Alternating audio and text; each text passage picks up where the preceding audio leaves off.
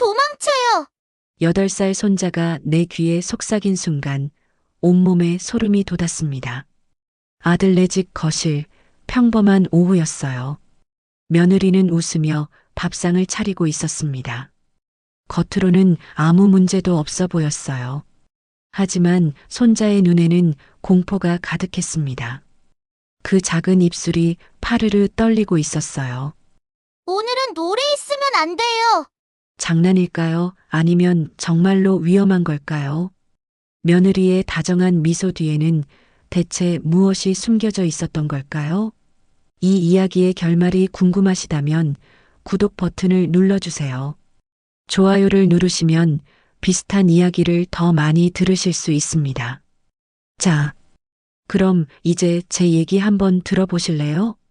가을 햇살이 아직 따스하던 오후, 나는 아들네 아파트 앞에 서 있었습니다. 15층짜리 건물은 깨끗하고 단정했지만 왠지 모를 긴장감이 가슴을 짓눌렀습니다.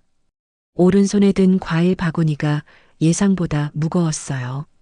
아니, 사실 무거운 건 과일이 아니라 마음이었을지도 모릅니다. 엘리베이터 안에서 나는 작은 거울에 비친 내 얼굴을 훑어봤습니다. 75이라는 나이가 고스란히 새겨진 얼굴이었어요. 주름진 미간, 처진 눈꺼풀, 얇아진 입술. 그래도 오늘은 단정하게 머리를 빗고 제일 나은 옷을 골라 입었습니다.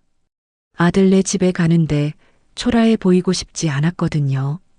11층 버튼을 누르고 나서야 손이 미세하게 떨리고 있다는 걸 깨달았습니다. 지난 3개월 동안 아들에게서 연락이 뜸했어요. 바쁘다는 말만 되풀이하더니 추석에도 내려오지 않았죠. 며느리 유진이도 예전처럼 다정한 목소리가 아니었습니다. 전화할 때마다 어딘가 딱딱하고 급한 느낌이 들었어요. 엘리베이터 문이 열리고 좁은 복도가 나타났습니다. 형광등 불빛이 너무 밝아서 눈이 부셨어요. 천천히 걸어가면서 나는 숫자판을 확인했습니다. 1103호, 1104호, 1105호. 아들네는 1106호였습니다. 평범한 회색 철문 앞에 서자 가슴이 두근거렸어요. 초인종을 누르기 전에 나는 한 번 더 옷매무새를 다듬었습니다. 딩동, 소리가 생각보다 크게 울렸어요. 몇 초가 지났을까요? 안에서 발소리가 들렸습니다. 작고 가벼운 발소리. 아마 태우일 거예요. 문이 열리면서 손자의 얼굴이 나타났습니다. 8살 태우는 키가 많이 컸더군요. 마지막으로 본 게 7개월 전이었으니까요. 그런데 이상했습니다. 태우의 표정이 환하지 않았어요. 평소 같았으면 활짝 웃으며 내 품에 안겼을 텐데 오늘은 그저 멍하니 서 있었습니다. 태우야, 할머니 왔어. 내가 먼저 웃으며 말을 걸었습니다. 태우는 고개를 끄덕였지만 입은 다물고 있었어요. 큰 눈동자가 이리저리 흔들렸습니다. 뭔가 말하고 싶은데 참고 있는 것 같았어요. 어머님 오셨어요? 안쪽에서 며느리의 목소리가 들렸습니다. 유진이가 현관으로 나오면서 웃었지만 그 미소가 어딘가 어색했어요. 입꼬리는 올라갔는데 눈은 웃지 않는 느낌이랄까요? 나는 그런 세세한 것까지 신경 쓰는 사람은 아니었지만 오늘따라 유독 그런 부분들이 눈에 들어왔습니다. 그래, 깜짝 방문이라 미안하구나. 너무 보고 싶어서. 나는 과일 바구니를 건네며 말했어요. 유진이는 바구니를 받으면서 괜찮아요. 언제든 오세요라고 했지만 그 말이 진심인지 의례적인 인사인지 알 수가 없었습니다. 신발을 벗고 안으로 들어서는데 태우가 내 옆에 바짝 붙었습니다. 작은 손이 내 치마를 살짝 잡아당겼어요. 나는 고개를 숙여 손자를 내려다봤습니다. 태우의 입술이 파르르 떨리고 있었어요. 할머니, 속삭이듯 작은 목소리였습니다. 나는 허리를 더 굽혀 태우의 눈높이에 맞췄어요. 손자의 얼굴이 창백해 보였습니다. 볼에 핏기가 없고 입술도 바짝 말라 있었어요. 왜 그래, 태우야? 어디 아파? 내가 손을 뻗어 이마를 짚으려는 순간 태우가 내 귀에 입을 가까이 댔습니다. 따뜻한 입김이 느껴졌어요. 그리고 들려온 한마디. 할머니, 도망쳐요. 심장이 철렁 내려앉았습니다. 등골이 서늘해지면서 온몸에 소름이 돋았어요. 태우의 목소리는 너무나 진지했습니다. 장난치는 말투가 아니었어요. 간절하고 절박하고 어딘가 두려움이 섞인 목소리였습니다. 나는 황급히 허리를 펴면서 태우의 얼굴을 다시 봤습니다. 손자는 이미 고개를 돌려 거실 쪽으로 걸어가고 있었어요. 작은 등이 평소보다 더 가냘프게 느껴졌습니다.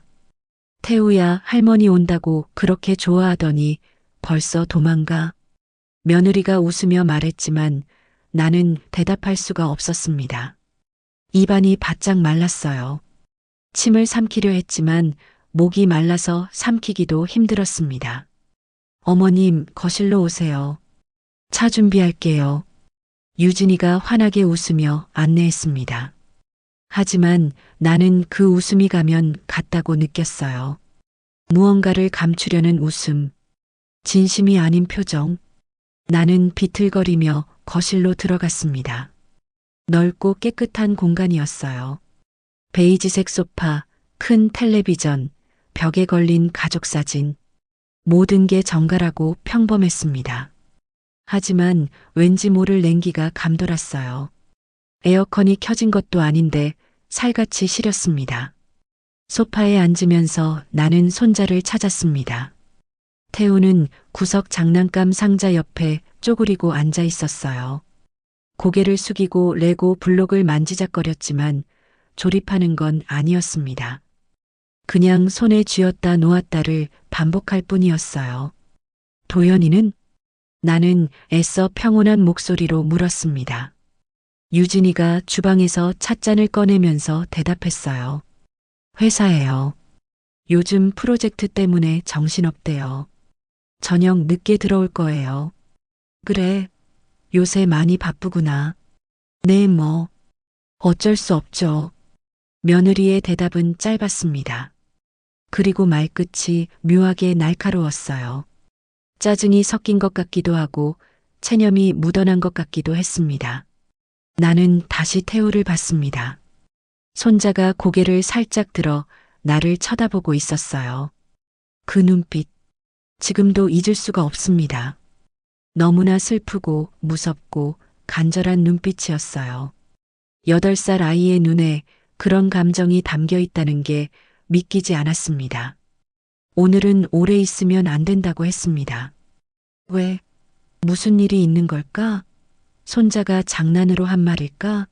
아니면 정말로 무언가 위험한 일이 벌어지려는 걸까? 며느리가 차를 들고 거실로 왔습니다. 나는 황급히 웃음을 지었어요. 평온한 척, 아무것도 눈치채지 못한 척. 하지만 손이 떨려서 찻잔을 받는 게 힘들었습니다. 어머님 드세요. 고맙다 유진아. 차를 한 모금 마셨습니다. 따뜻한 녹차였지만 목으로 넘어가는 게 힘들었어요. 목구멍이 꽉 막힌 것처럼 답답했습니다. 거실 시계가 째깍째깍 소리를 냈습니다. 오후 3시였어요. 평소 같았으면 이 시간에 손자와 놀아주고 며느리와 이런저런 이야기를 나눴을 겁니다. 하지만 오늘은 달랐습니다. 공기가 무거웠어요. 숨쉬기가 힘들 만큼. 나는 찻잔을 내려놓고 손자에게 말을 걸었습니다. 태우야, 할머니랑 놀까? 태우는 고개를 저었습니다. 말없이 천천히. 그러고는 다시 레고 블록으로 시선을 돌렸어요. 요즘 낯을 많이 가려요.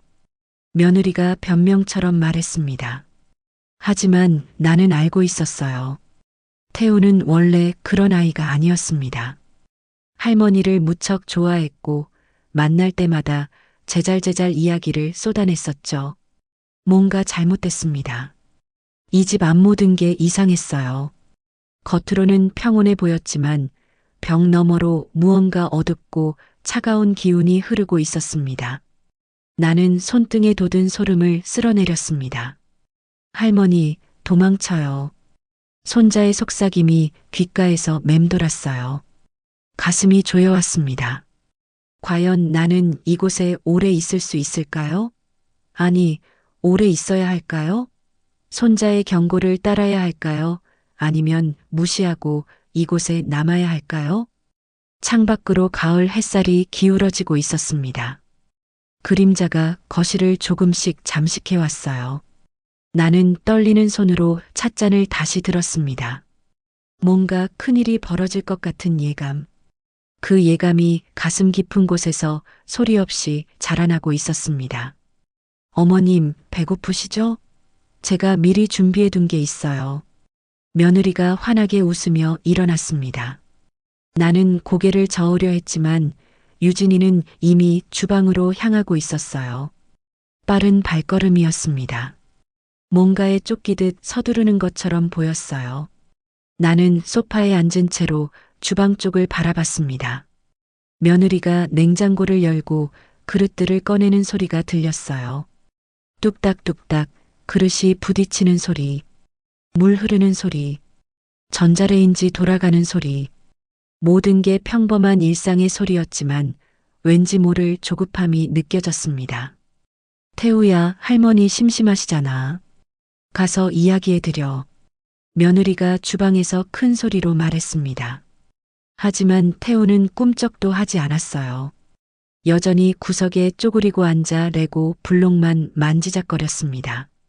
작은 손가락이 떨리고 있는 게 보였어요. 나는 찻잔을 내려놓고 손자에게 다가갔습니다. 무릎이 시큰거렸지만 참았어요. 태우 옆에 조심스럽게 앉으면서 나지막이 물었습니다. 태우야, 할머니한테 할 말 있어? 손자는 고개를 들지 않았습니다. 그저 레고 블록 하나를 꼭 쥐고 있을 뿐이었어요. 작은 주먹이 하얗게 질렸습니다. 너무 세게 쥐어서 손등에 핏줄이 튀어나왔어요. 괜찮아. 할머니한테는 뭐든지 말해도 돼. 내가 속삭이듯 말했습니다.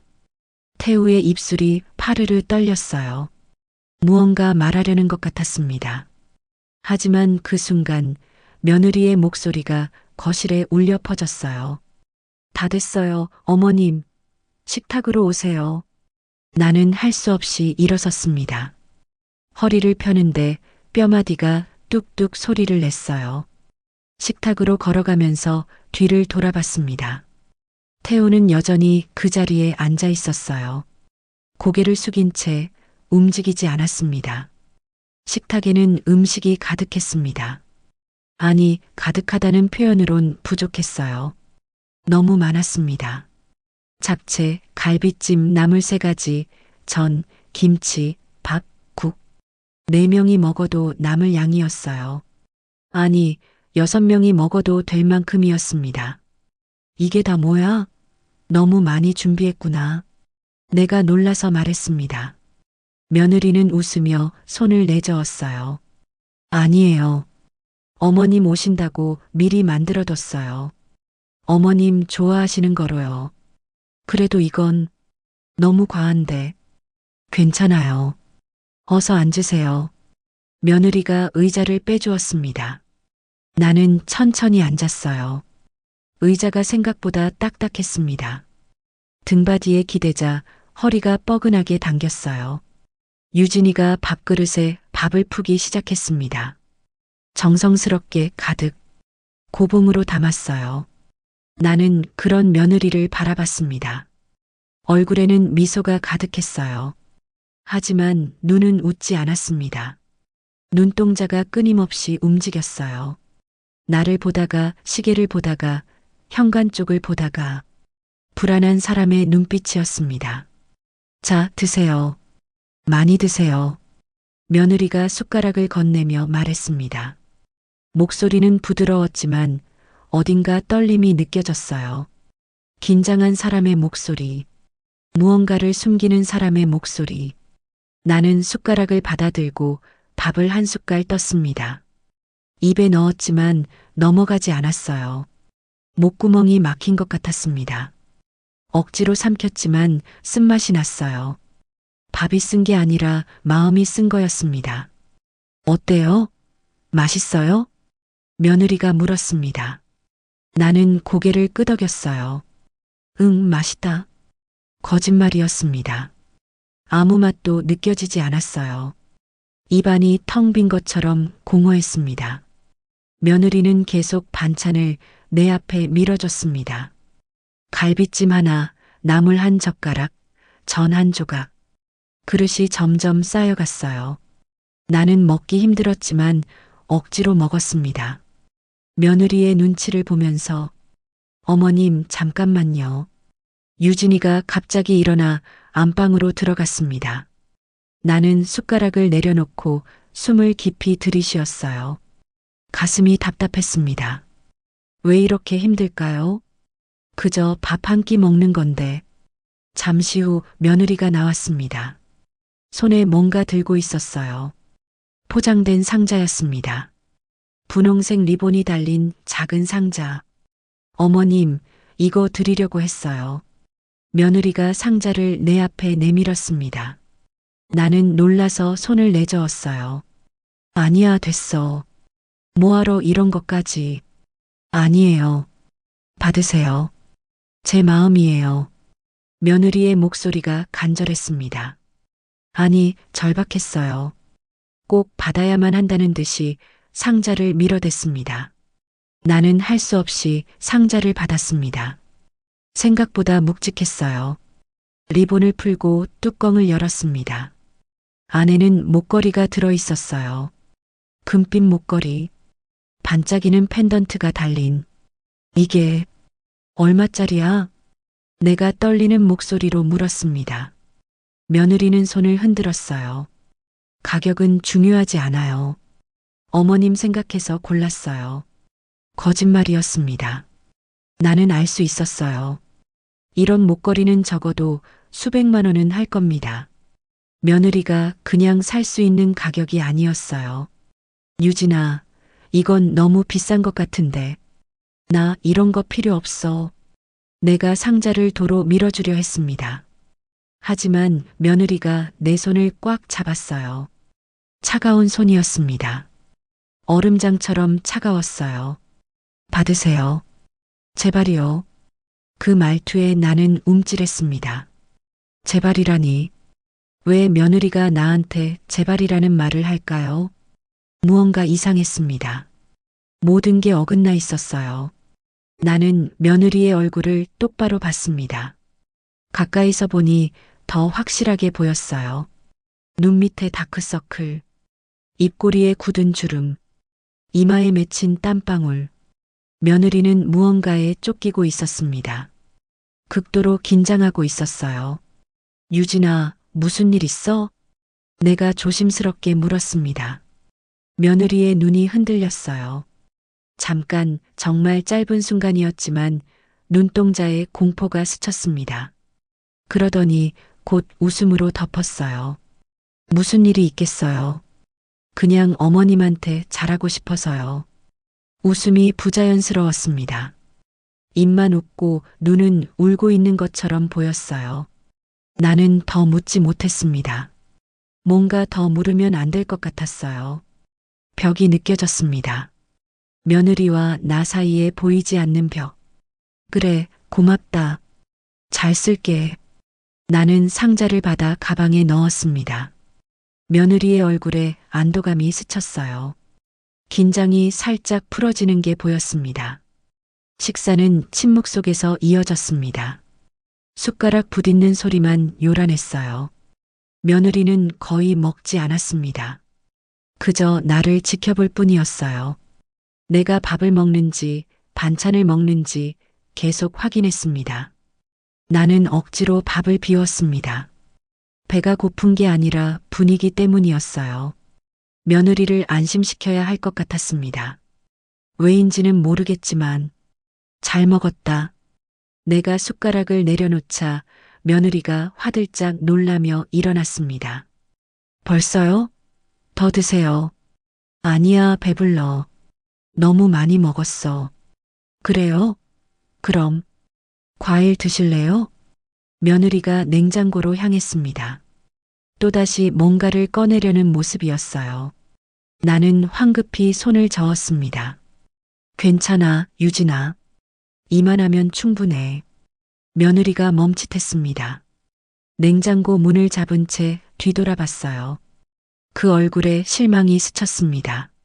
아니, 불안이었을까요? 뭔가 계획이 어긋났다는 표정이었어요. 나는 자리에서 일어났습니다. 다리가 후들거렸어요. 식탁을 짚고 간신히 균형을 잡았습니다. 며느리가 다가왔지만 나는 손을 내밀어 제지했어요. 괜찮아. 화장실 좀 다녀올게. 복도를 따라 화장실로 향했습니다. 뒤에서 며느리가 지켜보는 시선이 느껴졌어요. 뜨겁게 타는 것 같은 시선. 등이 따끔거렸습니다. 화장실 문을 닫고 나서야 숨을 제대로 쉴 수 있었습니다. 거울 속 내 얼굴은 창백했어요. 입술에 핏기가 없었습니다. 손을 씻으며 생각했어요. 뭔가 잘못됐습니다. 이 집이, 며느리가, 모든 게 이상했어요. 너무 과한 친절, 너무 많은 음식, 너무 비싼 선물, 그리고 무엇보다 저 눈빛, 숨기고 있는 게 있었습니다. 며느리는 무언가를 감추고 있었어요. 손자의 말이 다시 떠올랐습니다. 할머니, 도망쳐요. 이제야 그 말의 무게가 실감났어요. 이건 단순한 장난이 아니었습니다. 진짜 경고였어요. 나는 떨리는 손으로 수도꼭지를 잠갔습니다. 거울을 다시 봤어요. 내 눈에 두려움이 가득했습니다. 화장실에서 나오는데 현관 쪽에서 열쇠 소리가 들렸습니다. 찰칵, 문 여는 소리, 무거운 발소리가 이어졌어요. 아들이었습니다.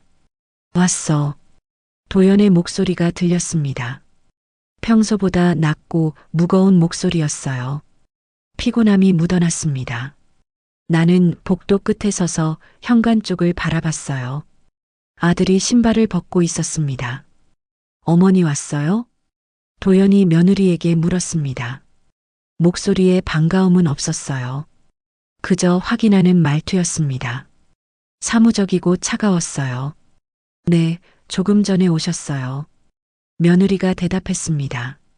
목소리가 작아졌어요. 남편 앞에서 움츠러드는 것 같았습니다. 나는 천천히 거실로 걸어갔습니다. 아들이 넥타이를 풀고 있었어요. 정장 재킷은 소파에 아무렇게나 던져져 있었습니다. 와이셔츠는 구겨져 있었고 소매는 걷어 올려진 상태였어요. 도연아, 내가 먼저 말을 걸었습니다.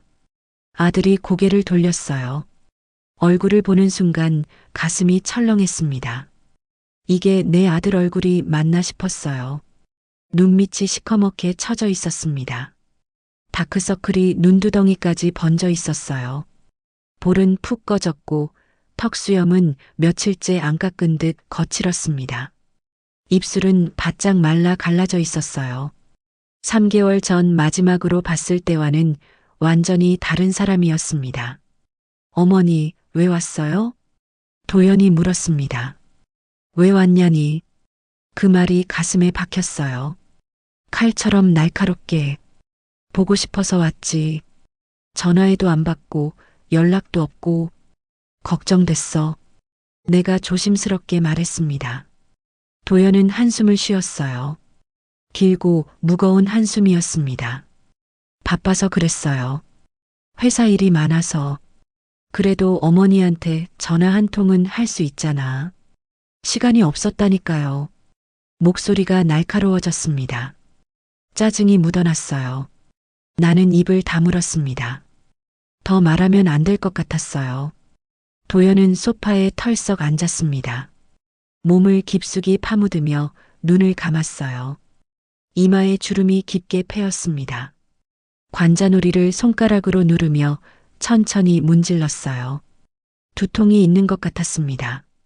나는 맞은편 소파에 조심스럽게 앉았습니다. 아들을 바라봤어요. 저렇게 지친 모습은 처음 봤습니다.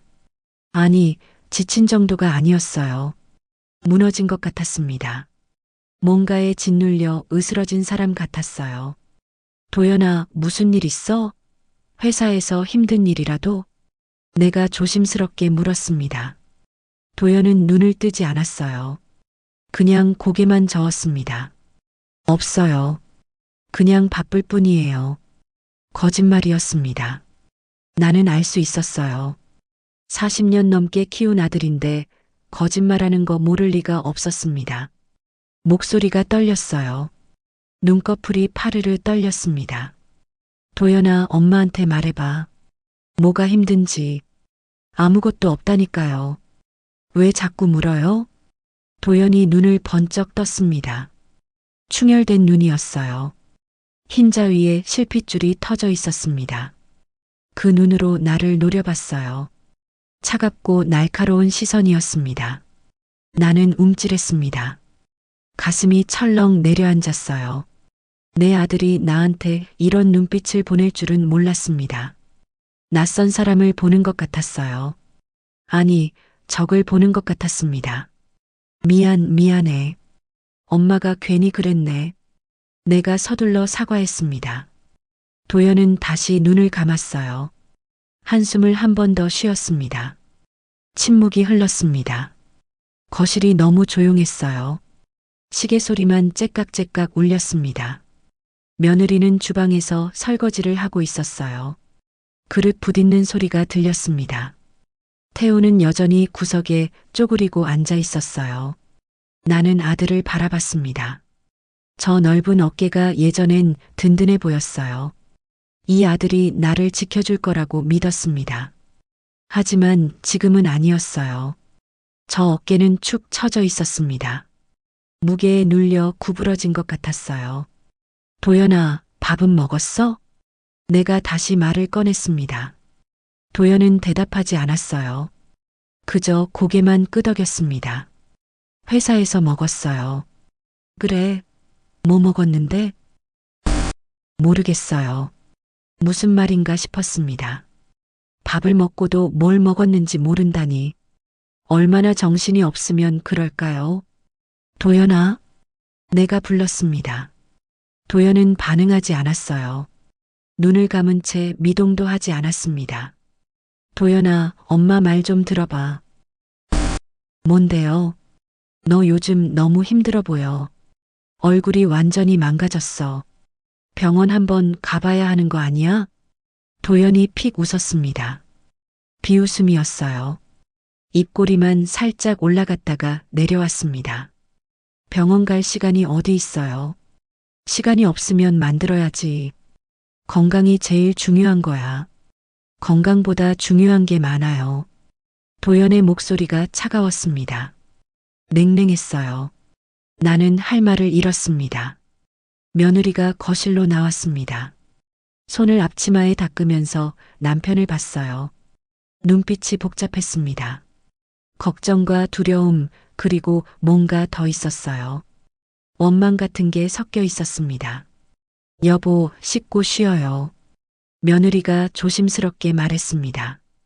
도연은 대답 없이 일어섰어요. 비틀거렸습니다. 몸의 중심을 잃은 것 같았어요. 며느리가 황급히 다가가 남편의 팔을 잡았습니다. 괜찮아. 혼자 갈 수 있어. 도연이 며느리의 손을 뿌리쳤습니다. 퉁명스럽게 며느리의 얼굴이 굳었어요. 입술을 깨물었습니다. 도연은 방으로 들어갔습니다. 문을 닫는 소리가 컸어요. 쾅 하고 울렸습니다. 벽이 흔들리는 것 같았어요. 나는 며느리를 봤습니다. 유진이는 서 있었어요. 그저 멍하니 눈가가 붉어졌습니다. 울음을 참는 것 같았어요. 유진아, 내가 불렀습니다. 며느리가 고개를 돌렸어요. 눈에 눈물이 고여 있었습니다. 어머님, 죄송해요. 요즘 회사에서 스트레스를 너무 많이 받아서. 며느리의 목소리가 떨렸습니다. 변명 같았어요. 하지만 진심인지 거짓인지 알 수 없었습니다. 나는 고개를 끄덕였습니다. 뭐라 말해야 할지 몰랐어요. 위로를 해야 할까요? 아니면 아들을 나무라야 할까요? 아무것도 할 수 없었습니다. 태우가 구석에서 일어났습니다. 작은 발소리를 내며 자기 방으로 들어갔어요. 문을 살며시 닫았습니다. 소리도 내지 않으려는 듯 조심스럽게. 거실에는 나와 며느리만 남았습니다. 침묵이 무거웠어요. 숨소리마저 조심스러워졌습니다. 나는 아들이 들어간 방문을 바라봤습니다. 저 문 너머에 내가 키운 아들이 있었어요. 하지만 이제는 아니었습니다. 저건 내가 아는 아들이 아니었어요. 낯선 사람이었습니다. 가슴이 먹먹했습니다. 뭔가 잘못됐어요. 이 집이, 이 가족이 모든 게 틀어져 있었습니다.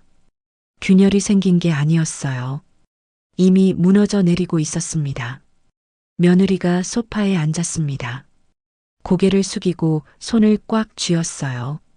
어깨가 떨렸습니다. 울고 있는 건지 참고 있는 건지 알 수 없었어요. 나는 며느리 옆에 앉았습니다. 손을 뻗어 며느리의 등을 토닥였어요. 아무 말도 하지 않았습니다. 할 수 있는 게 이것뿐이었어요. 시계가 5시를 가리키고 있었습니다. 해가 기울고 있었어요. 창밖으로 저녁 노을이 비쳤습니다. 붉은 빛이 거실을 물들였어요. 나는 생각했습니다. 여기서 얼른 나가야 할까요? 손자의 말대로 도망쳐야 할까요? 하지만 발이 떨어지지 않았어요. 이 집에, 이 가족에게 뭔가 큰일이 벌어지고 있었습니다. 그걸 그냥 두고 갈 수는 없었어요. 하지만 동시에 두려웠습니다. 알고 싶지 않은 진실이 있을 것 같았어요. 알게 되면 돌이킬 수 없을 것 같았습니다. 며느리가 주방으로 들어갔습니다. 설거지를 다시 시작했어요. 물 흐르는 소리가 들렸습니다. 나는 거실에 혼자 남았어요. 아들은 방에 들어가 나오지 않았고 태우도 자기 방 안에 있었습니다. 나는 소파에 앉아 주위를 둘러봤습니다. 깨끗한 거실이었어요. 먼지 하나 없이 정돈되어 있었습니다. 하지만 왠지 모를 위화감이 들었어요. 너무 깨끗해서 오히려 부자연스러웠습니다.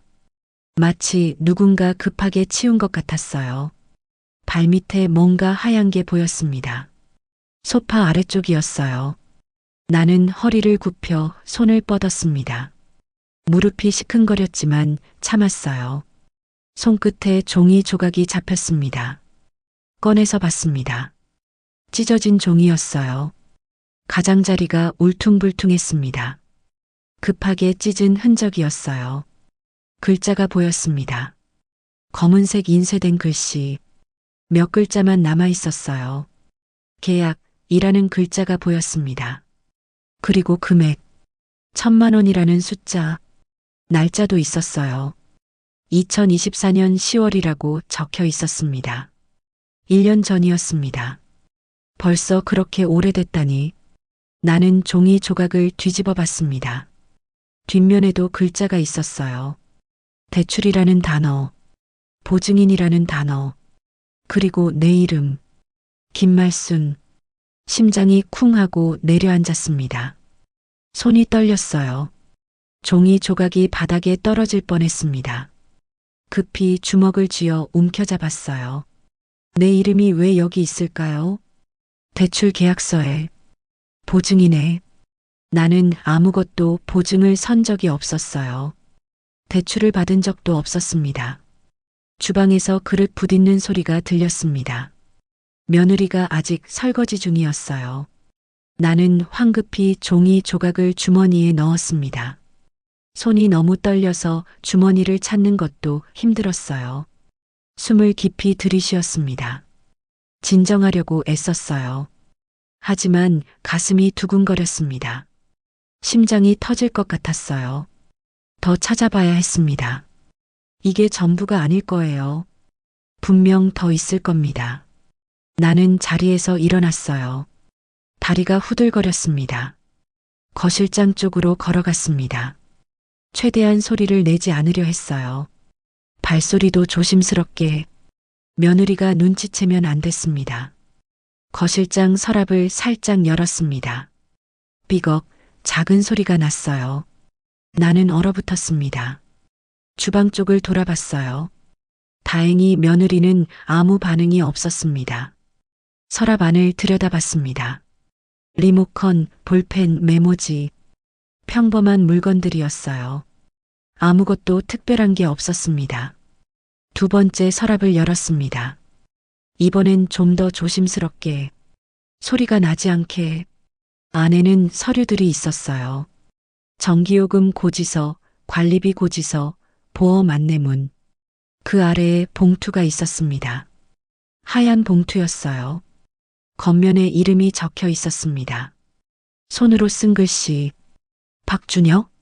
누구죠? 박준혁이라는 사람은 누굴까요? 들어본 적 없는 이름이었습니다. 아들 친구일까요? 회사 동료일까요? 아니면 나는 봉투를 꺼냈습니다. 봉해져 있었어요. 뜯어야 할까요? 하지만 뜯으면 들킬 겁니다. 며느리가 알 거예요. 봉투를 만져봤습니다. 안에 뭔가 들어 있었어요. 종이 같았습니다. 두툼했어요. 여러 장인 것 같았습니다.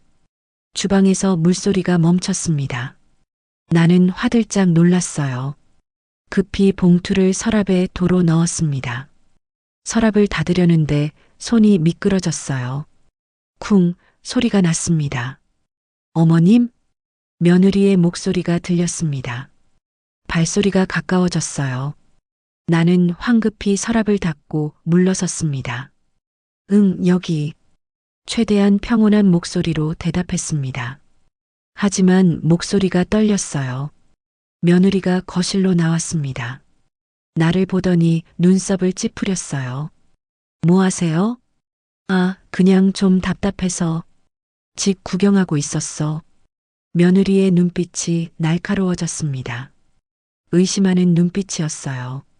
거실장을 쳐다봤습니다. 서랍이 완전히 닫히지 않았어요. 살짝 튀어나와 있었습니다. 서랍을 여셨어요? 며느리가 물었습니다. 목소리가 차가웠어요. 나는 고개를 저었습니다. 아니, 그냥 지나가다가 스쳤나 봐. 며느리가 다가와 서랍을 확인했습니다. 안을 들여다봤어요. 한참 동안 나는 숨을 죽이고 서 있었습니다. 며느리가 서랍을 닫았습니다. 꽉 소리가 났어요. 그러고는 나를 봤습니다. 얼굴에 표정이 없었어요. 무표정한 얼굴. 하지만 눈은 경계하고 있었습니다. 어머님, 피곤하시죠? 잠깐 누우실래요? 아니야, 괜찮아. 태우 좀 보고 싶은데. 나는 화제를 돌렸습니다. 며느리는 잠시 망설였어요. 입술을 깨물었습니다. 태우 방에 가보세요. 근데 너무 오래는 말아요. 얘가 피곤해해서. 그래, 알았어. 나는 태우 방 쪽으로 걸어갔습니다. 며느리의 시선이 등에 박혔어요. 따가웠습니다. 온몸이 굳는 것 같았어요. 태우 방문 앞에서 노크했습니다. 똑똑. 작은 소리였어요. 태우야, 할머니야. 들어가도 돼? 대답이 없었습니다. 나는 문손잡이를 돌렸어요. 천천히 문을 열었습니다. 방 안은 어두웠습니다. 커튼이 쳐져 있었어요. 태우가 침대에 앉아 있었습니다. 무릎을 끌어안고 작은 몸이 움츠러들어 있었어요. 태우야. 내가 다가가며 불렀습니다. 태우가 고개를 들었어요. 눈이 빨갛게 충혈되어 있었습니다. 울었던 것 같았어요. 왜 그래, 우리 태우. 어디 아파? 나는 침대 옆에 앉았습니다. 손을 뻗어 태우의 머리를 쓰다듬었어요. 태우가 내 품에 안겼습니다. 작은 몸이 파르르 떨렸어요. 할머니. 응, 말해봐. 무서워요. 속삭이는 목소리였습니다. 나는 태우를 꼭 안았어요. 작고 연약한 몸. 8살짜리가 무엇이 무섭다는 걸까요? 뭐가 무서운데? 엄마가 밤마다 울어요. 가슴이 철렁했습니다. 며느리가 운다고? 밤마다? 그래. 왜 울까? 모르겠어요. 근데 아빠랑 싸워요. 큰 소리로. 태우의 목소리가 떨렸습니다. 나는 손자의 등을 토닥였어요. 작은 어깨가 들썩였습니다. 시선이 책상 위로 갔습니다. 종이가 여러 장 널려 있었어요. 태우가 그린 그림들이었습니다. 나는 자리에서 일어나 책상으로 갔어요. 그림들을 봤습니다. 크레파스로 그린 그림이었어요. 첫 번째 그림. 사람이 3명 그려져 있었습니다. 엄마, 아빠, 아이. 하지만 엄마 얼굴에는 눈물이 그려져 있었어요. 파란색 선이 볼을 타고 흘러내렸습니다. 두 번째 그림. 아빠가 등을 돌리고 있었어요. 뒷모습만 보였습니다. 멀리 걸어가는 모습. 엄마와 아이는 혼자 남아 있었어요. 세 번째 그림. 집이 그려져 있었습니다. 하지만 집이 기울어져 있었어요. 검은색으로 금이 가 있었습니다. 집이 무너지고 있었어요. 손이 떨렸습니다. 이게 태우가 본 것이었습니다. 8살 아이가 느낀 것. 이 집의 진실. 태우야, 이거 언제 그렸어? 요즘요. 매일 그려요. 태우가 작은 목소리로 대답했습니다. 나는 그림을 내려놓았어요. 가슴이 무거웠습니다.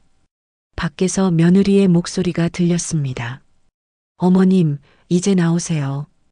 태우 재워야 해요. 나는 태우를 다시 안았습니다. 꽉 3개. 손자의 머리에서 샴푸 냄새가 났어요. 아직 어린아이 냄새. 할머니가 지켜줄게. 내가 속삭였습니다. 태우가 고개를 끄덕였어요. 작게. 그리고 다시 속삭였습니다. 할머니, 빨리 도망쳐요. 늦으면 안 돼요. 등골이 서늘해졌습니다. 나는 태우의 얼굴을 봤어요. 진지한 눈빛이었습니다. 간절했어요. 방문이 열렸습니다. 며느리가 서 있었어요. 표정이 굳어 있었습니다. 어머님, 나오세요. 목소리가 차갑게 가라앉아 있었습니다. 나는 천천히 일어섰어요. 태우에게 마지막으로 손을 흔들고 방을 나왔습니다. 복도에 서자 며느리가 문을 닫았습니다. 찰칵 소리가 났어요. 그리고 나를 돌아봤습니다. 어머님, 이제 그만 가시는 게 좋을 것 같아요. 냉랭한 목소리였습니다. 쫓아내는 말투. 나는 고개를 끄덕였어요. 더 있을 수 없었습니다. 공기가 너무 무거웠어요. 현관에서 신발을 신으며 나는 며느리를 봤습니다. 유진이는 문 옆에 서 있었어요. 팔짱을 낀 채 무표정한 얼굴로 나를 지켜보고 있었습니다. 조심히 가세요, 어머님. 며느리의 말에는 온기가 없었습니다. 그저 형식적인 인사였어요. 나는 고개를 끄덕이며 가방을 들었습니다. 무거웠어요. 아니, 가방이 무거운 게 아니라 마음이 무거웠습니다. 그래, 잘 있어라. 태우 잘 돌봐주고. 네. 짧은 대답이었습니다. 며느리는 바로 문을 열어줬어요. 기다렸다는 듯이 나는 밖으로 나갔습니다. 뒤에서 문이 닫히는 소리가 들렸어요. 쿵 하는 무거운 소리. 잠기는 소리도 들렸습니다. 찰칵, 찰칵. 2번이나. 복도에 혼자 서 있으니 더 쓸쓸했습니다. 형광등 불빛이 너무 하했어요. 눈이 부셨습니다. 나는 천천히 엘리베이터 쪽으로 걸었어요. 버튼을 눌렀습니다. 빨간 불이 들어왔어요. 위에서 내려오는 소리가 들렸습니다. 나는 주머니 속 종이 조각을 만졌어요.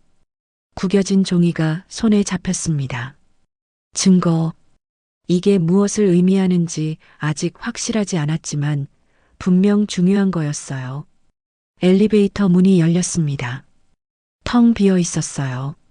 나는 안으로 들어가 1층 버튼을 눌렀습니다. 문이 닫히면서 형광등이 더 밝게 느껴졌어요. 거울에 비친 내 얼굴은 창백했습니다. 엘리베이터가 내려가기 시작했습니다. 덜컹거리는 소리가 났어요. 오래된 엘리베이터였습니다. 층수가 바뀔 때마다 삑 소리가 났어요. 10층, 9층, 8층. 가슴이 답답했습니다. 숨쉬기가 힘들었어요. 손자의 말이 계속 맴돌았습니다. 할머니, 도망쳐요. 빨리 도망쳐요. 왜 그렇게 말했을까요? 무엇이 위험한 걸까요? 5층을 지나갈 때였습니다. 엘리베이터가 갑자기 멈췄어요. 삑 소리와 함께 문이 열렸습니다. 나는 화들짝 놀랐어요. 문 밖에 아무도 없었습니다. 텅 빈 복도였어요. 나는 닫기 버튼을 눌렀습니다. 여러 번 손이 떨려서 제대로 누르지 못했어요. 문이 닫혔습니다. 다시 내려가기 시작했어요. 4층, 3층, 2층. 마침내 1층에 도착했습니다. 문이 열렸습니다. 로비가 보였어요. 어두웠습니다. 저녁이 되면서 해가 완전히 진 거였어요. 형광등 몇 개만 켜져 있었습니다. 나는 밖으로 나갔습니다. 자동문을 지나 주차장 쪽으로 향했어요. 택시를 타려면 정문으로 나가야 했습니다. 주차장을 가로질러야 했어요. 주차장은 더 어두웠습니다. 가로등이 몇 개 있었지만 충분하지 않았어요. 그림자가 길게 드리워져 있었습니다. 차들 사이로 어둠이 웅크리고 있었어요. 발소리가 콘크리트 바닥에 울렸습니다. 나는 가방을 꽉 껴안고 걸었어요. 빨리 나가고 싶었습니다. 이 음산한 곳에서 그때 목소리가 들렸습니다. 낮은 남자 목소리. 나는 멈춰 섰어요. 귀를 기울였습니다. 얼마나 걸린다고? 모르겠어. 내일쯤? 2명이었습니다. 남자 둘이 어디선가 이야기하고 있었어요. 나는 주위를 둘러봤습니다. 차들 사이에 그림자가 보였어요. 기둥 옆에 서 있었습니다. 나는 차 뒤로 몸을 숨겼습니다. 심장이 미친 듯이 뛰었어요. 왜 숨는 걸까요? 그냥 지나가는 사람들일 뿐인데. 하지만 본능적으로 숨어야 할 것 같았습니다. 돈은 확실한 거야? 그렇다고 했잖아. 내일 오전까지 준비한대. 못 구하면? 그럼 우리가 처리해야지. 처리? 무슨 의미일까요? 나는 숨을 죽이고 들었어요. 등에 땀이 흘렀습니다. 노인이 문제네. 보증 성계 노인이라며? 응, 근데 본인은 모르나 봐. 위조했대. 위조. 보증. 노인. 내 이야기였습니다. 손에 쥔 종이 조각이 떠올랐어요. 대출 계약서. 내 이름. 보증인. 다리에 힘이 풀렸습니다. 주저앉을 뻔했어요. 차 문짝을 짚고 간신히 버텼습니다. 아무튼 내일까지야. 못 구하면 큰일 나는 거고. 알았어. 발소리가 들렸습니다. 가까워졌어요. 나는 더 낮게 몸을 숨겼습니다. 차 밑으로 기어 들어갈 것 같았어요. 두 남자가 지나갔습니다. 검은 옷을 입고 있었어요. 덩치가 컸습니다. 한 명은 담배를 피우고 있었어요. 연기가 어둠 속으로 퍼졌습니다. 남자들이 멀어졌습니다. 나는 숨을 내쉬었어요. 가슴이 터질 것 같았습니다. 손이 바들바들 떨렸어요. 일어서려는데 또 소리가 들렸습니다. 휴대폰 벨소리. 가까운 곳에서 나는 다시 얼어붙었어요. 여보세요. 여자 목소리였습니다. 익숙한 목소리. 며느리였어요. 유진이가 주차장 어딘가에 있었습니다. 네, 지금 내려왔어요. 며느리의 목소리가 낮았습니다. 속삭이듯 말하고 있었어요. 나는 차 옆으로 살짝 고개를 내밀었습니다. 멀리 며느리의 모습이 보였어요. 기둥 옆에 서서 전화하고 있었습니다. 걱정 마세요. 내일이면 끝나요. 내일이면 끝난다. 무엇이? 나는 온몸이 얼어붙는 것 같았어요. 통장이요? 준비했어요. 도장도 있고요. 통장, 도장, 며느리가 무슨 짓을 하려는 걸까요? 네, 시어머니는 모르세요. 아까 보냈어요. 나는 숨이 막혔습니다. 며느리가 나를 이야기하고 있었어요. 모른다고, 나를 보냈다고, 내일 오전에 은행 가서 처리할게요. 그럼 돈 바로 나오죠? 며느리의 목소리가 다급했습니다. 절박했어요. 뭔가에 쫓기는 사람의 목소리. 네, 알아요. 못 구하면 큰일 나는 거. 제발 이번만. 네. 내일 꼭 해결할게요. 전화가 끊어졌습니다. 며느리가 한숨을 쉬었어요. 깊고 무거운 한숨. 어둠 속에서 며느리의 실루엣이 흔들렸습니다. 나는 숨도 제대로 쉬지 못했습니다. 가슴이 조여왔어요. 며느리가 무슨 짓을 하려는 건지 이제 알 것 같았습니다. 내 이름으로 대출을 받으려는 거예요. 위조한 서류로, 내 통장으로, 내 도장으로. 며느리가 움직이기 시작했습니다. 나는 더 낮게 몸을 숨겼어요. 며느리가 지나갔습니다. 빠른 걸음이었어요. 엘리베이터 쪽으로 향했습니다. 며느리가 사라지고 나서야 나는 일어섰습니다.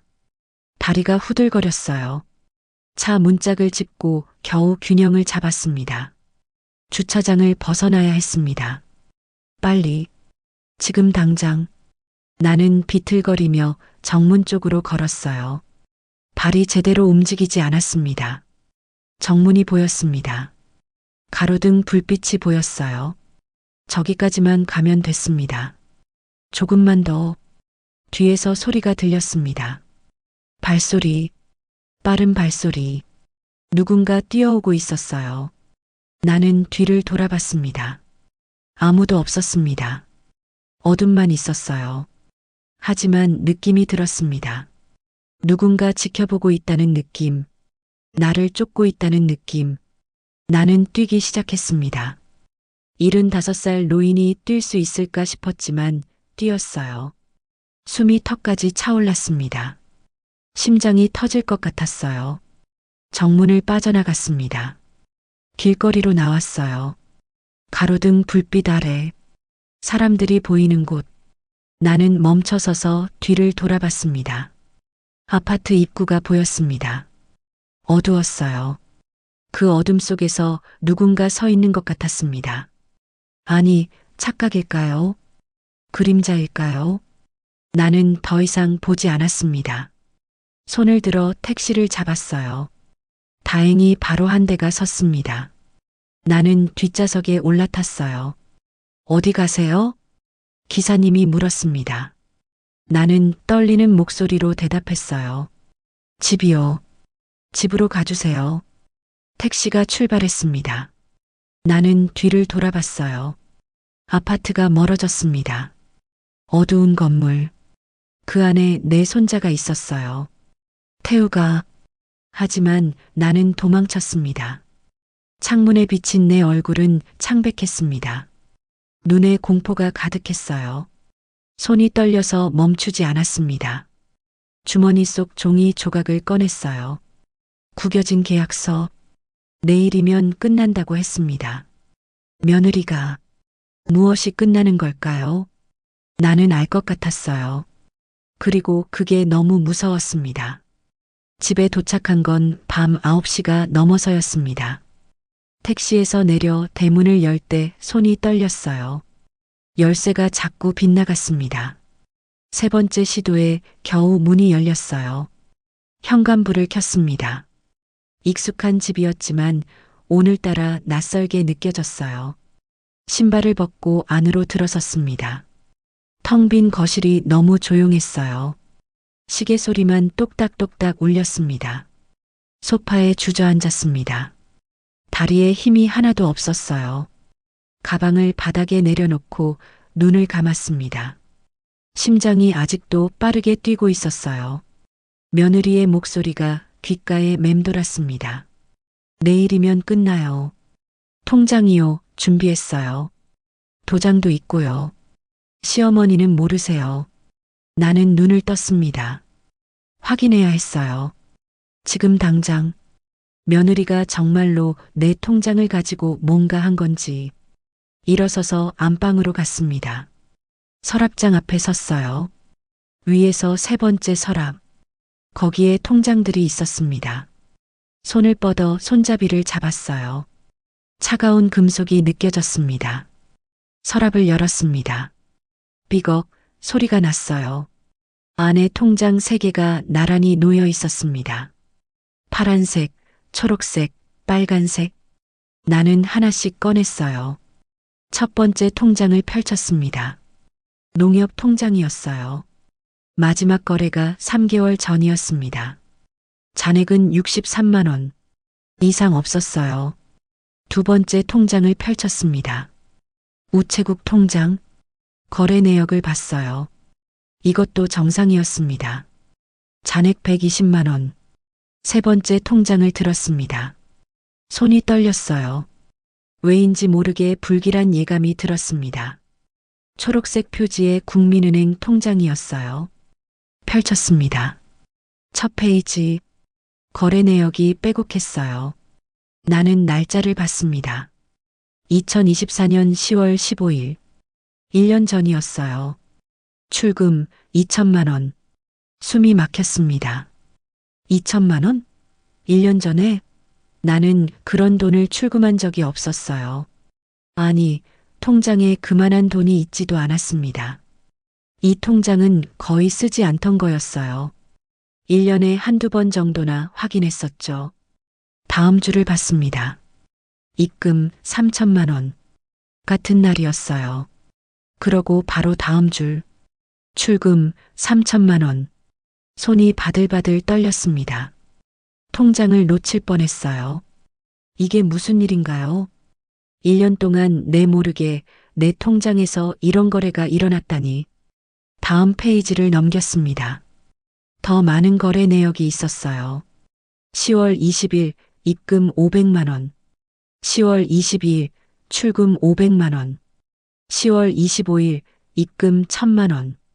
마지막 거래를 봤습니다. 10월 30일 대출 실행 5천만 원. 5천만 원. 대출. 1년 전에 나는 주저앉았습니다. 바닥에 털썩 앉았어요. 통장이 손에서 떨어졌습니다. 펼쳐진 채로 바닥에 널브러졌어요. 대출을 받았습니다. 내 이름으로 5천만 원을 1년 전에. 그리고 나는 지금까지 몰랐어요. 1년 동안 숨을 쉴 수가 없었습니다. 가슴이 답답했어요. 손으로 가슴을 짚었습니다. 심장이 미친 듯이 뛰고 있었어요. 1년이면 이자가 얼마나 쌓였을까요? 5천만 원의 연 4.5%라면 계산할 수도 없었습니다. 감당할 수 없는 금액일 거예요. 통장을 다시 집어들었습니다. 떨리는 손으로 대출 실행이라는 글자를 다시 봤어요. 틀림없었습니다. 5천만 원. 내 통장으로 들어온 돈. 어떻게 이런 일이 가능한 걸까요? 대출을 받으려면 본인이 직접 가야 하는데, 신분증도 필요하고 서명도 해야 하는데, 주차장에서 들었던 남자들의 대화가 떠올랐습니다. 위조했대. 보증인이 노인인데 본인은 모르나 봐. 위조. 며느리가 위조했습니다. 내 서명을, 내 신분증을. 그래서 대출을 받은 거예요. 나는 다시 통장을 봤습니다. 대출 실행 다음 줄. 10월 30일 출금 5천만 원. 같은 날이었어요. 돈이 들어온 날 바로 빠져나갔습니다. 어디로 갔을까요? 누구에게 갔을까요? 며느리에게? 아니면 주차장에 있던 남자들에게? 서랍을 다시 뒤졌습니다. 혹시 다른 서류가 있을까 해서요. 손으로 안쪽을 더듬었습니다. 뭔가 만져졌어요. 종이 뭉치 꺼냈습니다. 봉투였어요. 은행 봉투. 안에 서류가 가득 들어 있었습니다. 나는 펼쳤어요. 대출 계약서였습니다. 국민은행 이름이 적혀 있었어요. 대출 금액 5천만 원. 대출 기간 3년. 이자율 연 4.5% 아래로 내려가며 읽었습니다. 대출자 성명 김말순. 주민등록번호 내 번호. 주소 내 주소. 서명란을 봤습니다. 거기에 내 이름이 휘갈겨 쓰여 있었어요. 하지만 내 서명이 아니었습니다. 비슷하게 흉내냈지만 내 글씨가 아니었어요. 옆에 도장이 찍혀 있었습니다. 내 도장? 분명 내 도장이었어요. 며느리가 어떻게 내 도장을 가져갔을까요? 생각해 봤습니다. 명절 때, 작년 추석 때 며느리가 왔었어요. 집에 머물렀습니다. 이틀 동안 그때 가져갔을까요? 몰래 다음 장을 넘겼습니다. 신분증 사본이 첨부되어 있었어요. 내 신분증, 사진도 내 얼굴이었습니다. 하지만 나는 이 사본을 만든 적이 없었어요. 며느리가 했습니다. 모든 게 며느리였어요. 내 신분증을 몰래 복사하고 내 서명을 위조하고 내 도장을 훔쳐서 그리고 대출을 받았습니다. 5천만 원을 1년 전에 그리고 지금까지 숨겨왔어요. 1년 내내 분노가 치밀어 올랐습니다. 가슴속에서 뜨거운 게 타올랐어요. 손에 쥔 서류가 구겨졌습니다. 나는 이를 악물었어요. 어떻게 이럴 수가 있을까요? 며느리가 시어머니한테 아무리 돈이 필요해도 아무리 급해도 이런 짓을 할 수 있나요? 그리고 아들, 도연이는 알까요? 아니면 모를까요? 혹시 같이 공모한 걸까요? 아니, 아닐 겁니다. 아들은 몰랐을 거예요. 그렇게 지쳐 보였잖아요. 무너져 내리는 것 같았어요. 아들도 피해자일 겁니다. 며느리 때문에. 하지만 확신할 수 없었습니다. 의심이 들었어요. 만약 아들도 알고 있었다면? 만약 같이 계획한 거라면? 나는 서류를 내려놓고 머리를 감싸 쥐었습니다. 너무 복잡했어요. 생각이 정리되지 않았습니다. 5천만 원. 어마어마한 돈이었어요. 게다가 1년치 이자까지 붙었을 겁니다. 나는 그 돈을 갚을 수 없었습니다. 내 연금으로는 원금은커녕 이자도 감당 못해요. 집을 팔아야 할까요? 이 집을. 눈물이 났습니다. 주르르 흘러내렸어요. 나는 손등으로 눈물을 닦았습니다. 하지만 계속 났어요. 멈출 수가 없었습니다. 얼마나 울었을까요? 시계를 봤더니 10시가 넘어 있었습니다. 눈이 퉁퉁 부었어요. 목도 쉬었습니다. 일어서서 부엌으로 갔습니다. 물을 마셨어요. 찬물이 목구멍을 타고 내려갔습니다. 조금 정신이 들었어요. 신고해야 했습니다. 경찰에. 이건 범죄였어요. 사문서 위조, 사기, 며느리를 신고해야 했습니다. 하지만 발이 떨어지지 않았어요. 며느리를 신고하면 아들은 어떻게 될까요? 태우는요. 8살짜리 손자는. 나는 다시 안방으로 갔습니다. 바닥에 널린 서류들을 봤어요. 증거였습니다. 며느리의 범죄를 증명하는. 주머니에서 찢어진 계약서 조각을 꺼냈습니다. 아들네 집에서 주운 것. 이것도 증거였어요. 모두 모아서 봉투에 넣었습니다. 조심스럽게 하나도 빠뜨리지 않고 그리고 서랍 깊숙한 곳에 숨겼어요. 내일 결정하자. 오늘은 너무 피곤했습니다. 머리가 아팠어요. 제대로 생각할 수 없었습니다. 침대에 누웠습니다. 천장을 봤어요. 하얀 천장이 빙글빙글 돌았습니다. 며느리의 얼굴이 떠올랐습니다. 활짝 웃던 얼굴. 하지만 그 웃음 뒤에 이런 게 숨어 있었어요. 거짓말, 배신, 범죄. 손자의 목소리가 들렸습니다. 할머니, 도망쳐요. 태호는 알고 있었던 걸까요? 엄마가 무슨 짓을 하는지. 나는 눈을 감았습니다. 잠들고 싶었어요. 이 악몽에서 깨어나고 싶었습니다. 하지만 이건 꿈이 아니었어요. 현실이었습니다. 창밖으로 달빛이 비쳤습니다. 차가운 빛이었어요. 방 안을 희미하게 밝혔습니다. 나는 그 빛 속에서 혼자 누워 있었어요. 내일이면 끝난다고 했습니다. 며느리가 무엇이 끝나는 걸까요? 나는 알 것 같았어요. 그리고 그게 너무 두려웠습니다. 그날 밤 잠을 이룰 수 없었습니다. 침대에 누워 천장만 바라봤어요. 시계는 11시를 가리키고 있었습니다. 머릿속이 복잡했어요. 내일까지 녹음에서 들었던 그 말이 자꾸 맴돌았습니다. 내일이면 무슨 일이 벌어질까요? 나는 이불을 끌어올렸어요. 가슴이 답답했습니다. 그때 전화벨이 울렸습니다. 깜짝 놀라 벌떡 일어났어요. 이 밤에 누가 휴대폰을 집어들었습니다. 모르는 번호였어요. 통화 버튼을 눌렀습니다. 여보세요? 대답이 없었습니다. 숨소리만 들렸어요. 거친 숨소리. 누구세요? 할머니. 태우였습니다. 하지만 목소리가 이상했어요. 떨리고 끊어지고 울먹이고 있었습니다. 태우야? 너 괜찮아? 할머니. 빨리 와줘요. 말이 제대로 나오지 않았습니다. 너무 울어서 숨이 막힌 것 같았어요. 무슨 일이야?